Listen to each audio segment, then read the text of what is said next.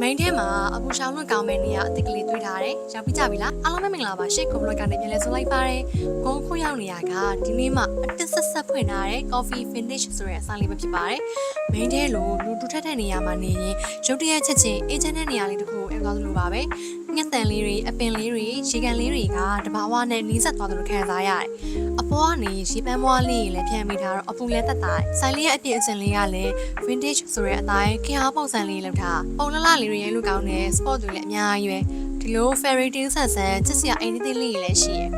နေရာလေးကဘလောက်လှပြီးအသေးစိတ်လောက်ထားလဲဆိုအိမ်နာတော်မှလှလှလေး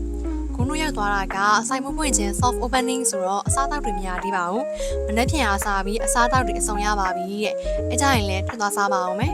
အခုတော့ coffee finish ကအယောင်းနဲ့အတိချောက်ကလေးတွေစားခဲ့ပါတယ်အရသာကအရန်မချိုပဲကျွတ်ကလေးနဲ့အစားလောက်ကောင်းနေ